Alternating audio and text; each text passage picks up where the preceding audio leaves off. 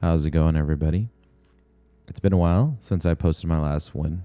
I got a cough, so obviously, when your content is purely talking, that kind of puts a damper on how you do things. So, yeah, I caught a cough. I still have it, but I think it's manageable. I think I can push through this and let's get a readout.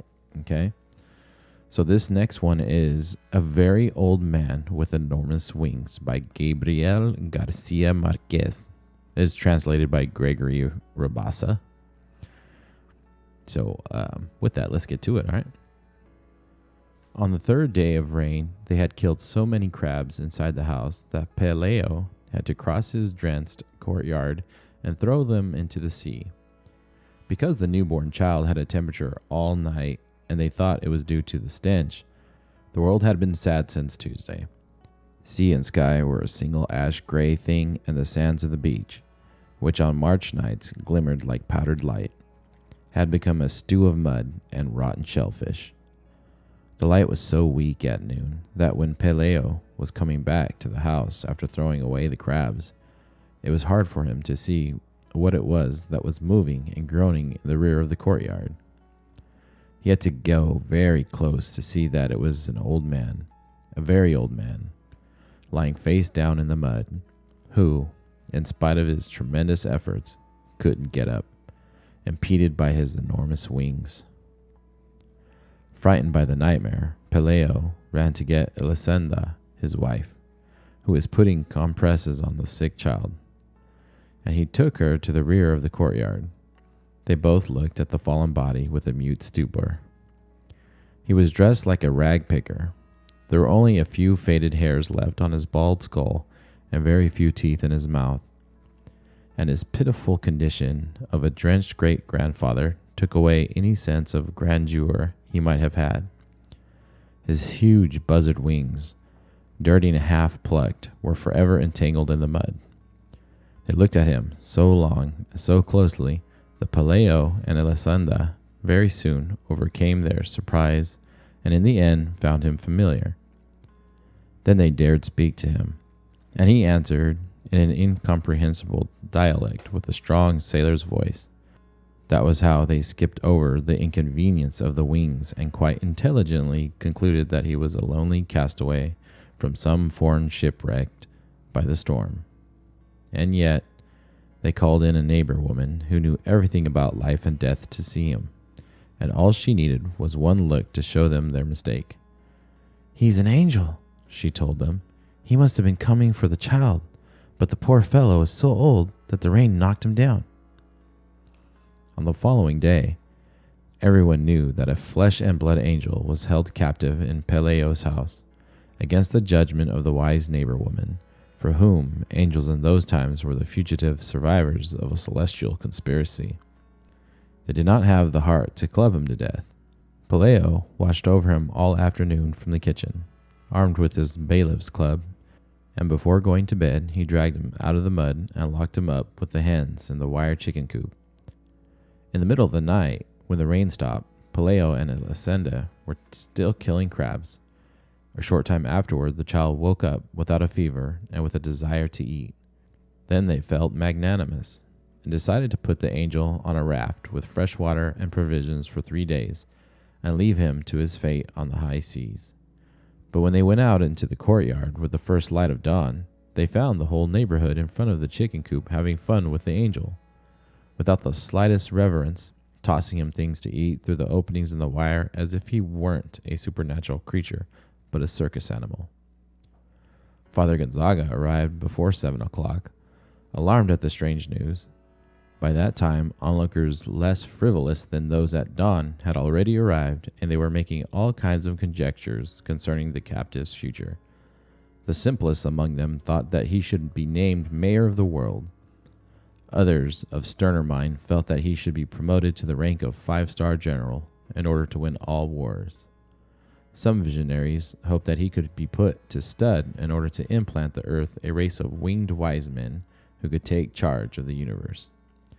But Father Gonzaga, before becoming a priest, had been a robust woodcutter. Standing by the wire, he He reviewed his catechism in an instant and asked them to open the door so that he could take a close look at the pitiful man, who looked more like a huge, decrepit hen among the fascinated chickens.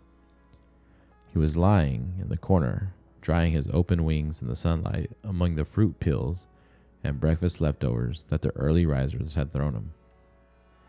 Alien to the impertinences of the world, he only lifted his antiquarian eyes and murmured something in his dialect when Father Gonzaga went into the chicken coop and said good morning to him in Latin.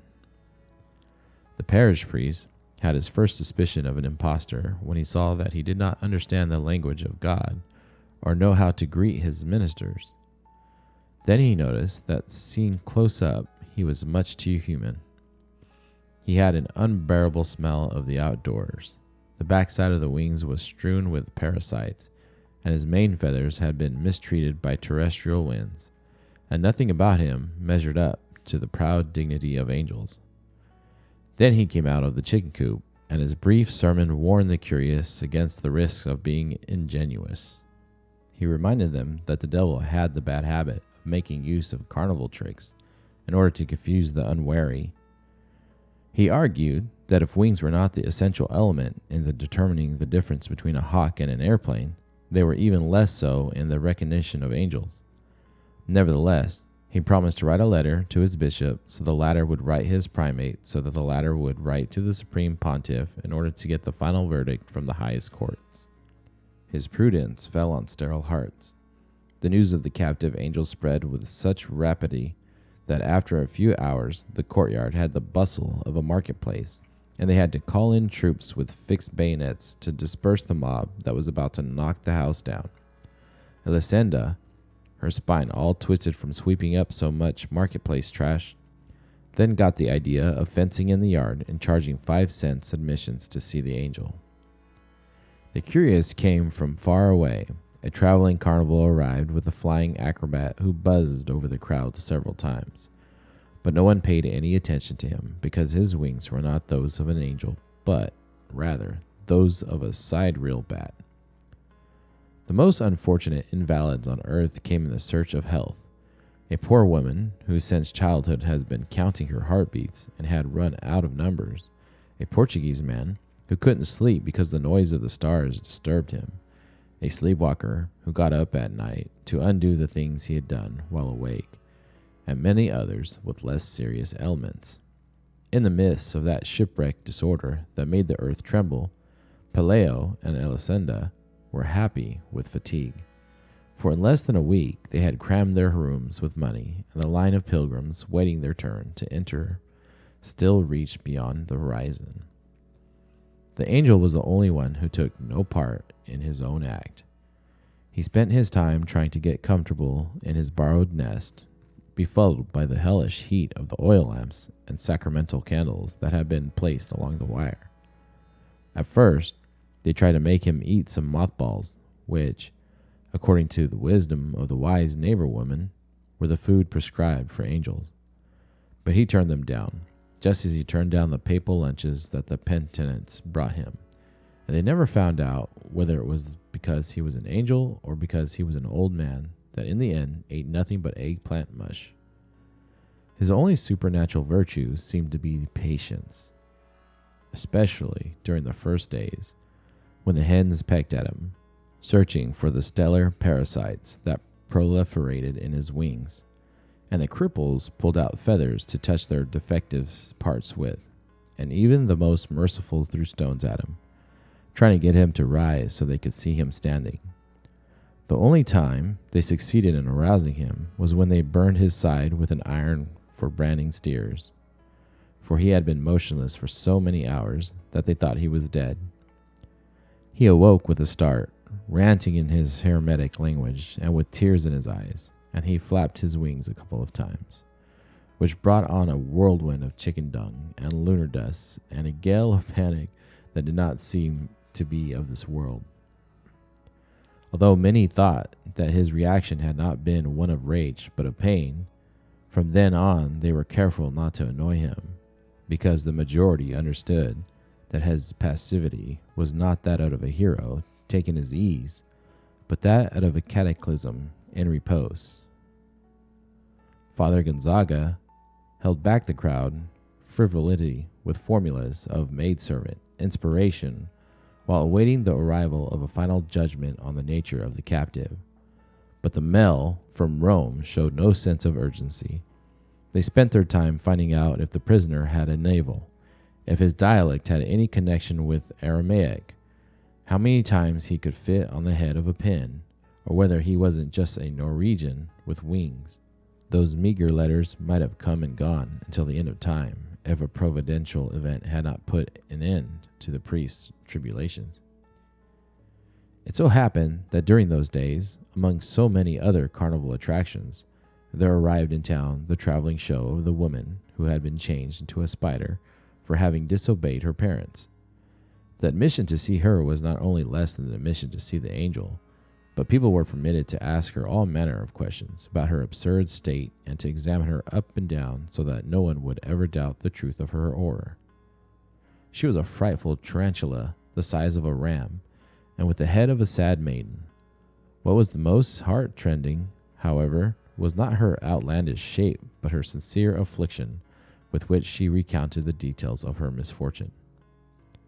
While still particularly a child, she had sneaked out of her parents' house to go to a dance, and while she was coming back through the woods after having danced all night without permission, a fearful thunderclap rent the sky in two, and through the crack came the lightning bolt of brimstone that changed her into a spider.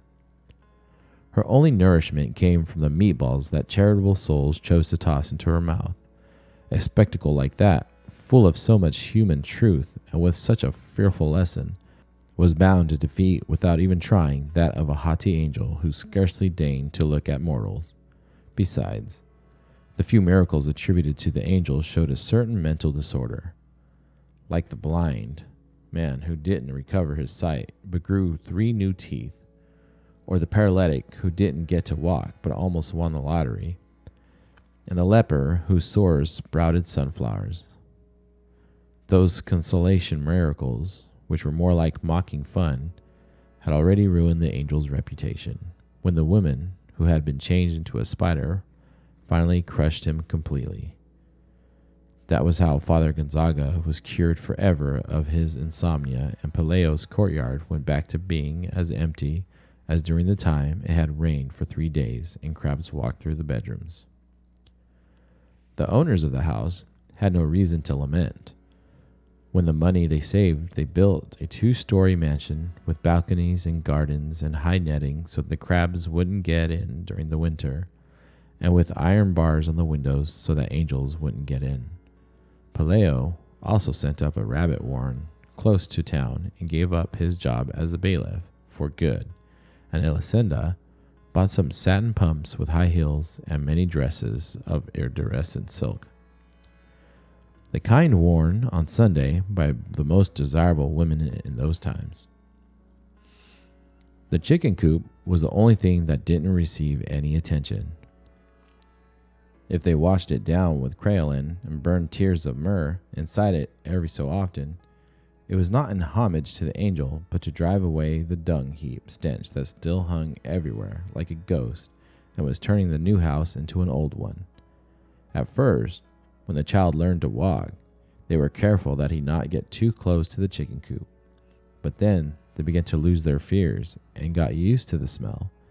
And before the child got his second teeth, he'd gone inside the chicken coop to play, where the wires were falling apart.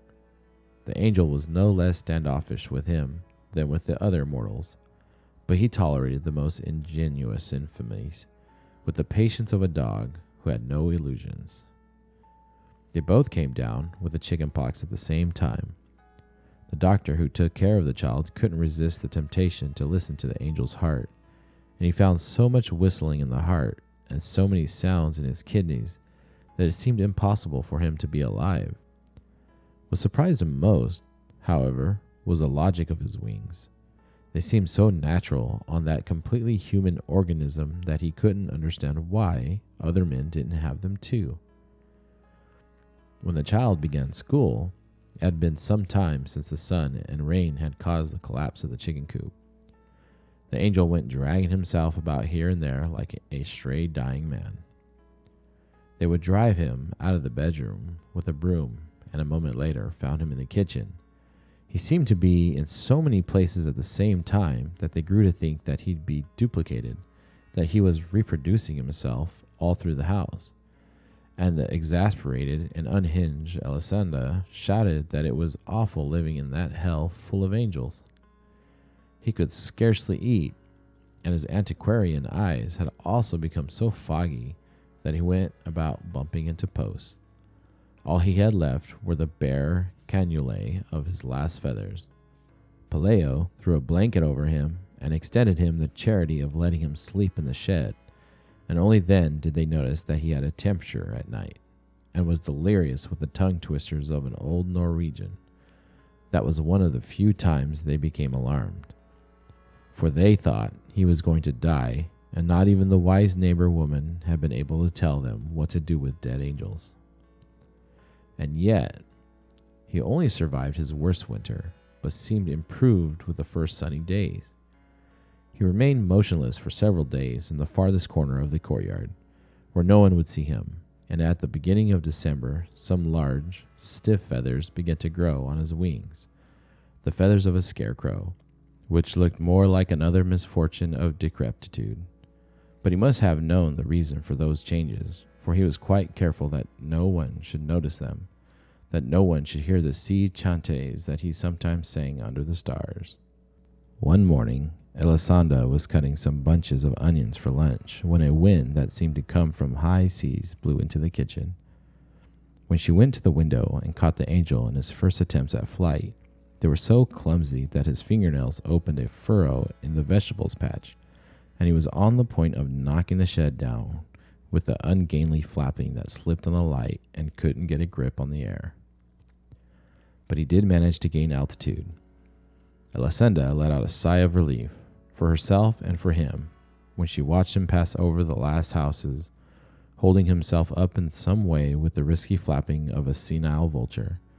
She kept watching him, even when she was through cutting the onions, and she kept on watching until it was no longer possible for her to see him, because then he was no longer an annoyance in her life, but an imaginary dot on the horizon of the sea.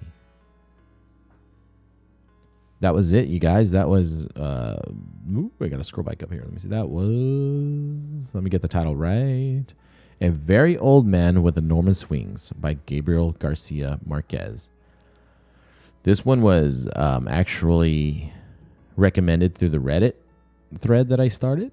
So, yeah, that one came from Reddit. I hope that helps anybody out there who's assigned this. My personal thoughts on this just kind of goes to show that the only thought I had while reading this was everybody was amazed, but then it just kind of faded into the background. The angel, faded into the background. You know, everybody got used to it and then kind of just moved on to the next thing. It kind of goes to show that even an angel will get bored as a human race of even an angel showing up. We'll get bored. So that's it, you guys. I'm Clouded Jester. You can find me on Twitch, Twitter, Instagram. You can visit the YouTube channel, leave comments of what you need read. Remember the college curriculum, you guys, submit it so I can read it. And this, I'm going to try to hunt down more short stories, but my class in particular is going to be moving on to poems. So I'm going to move on to poem reads.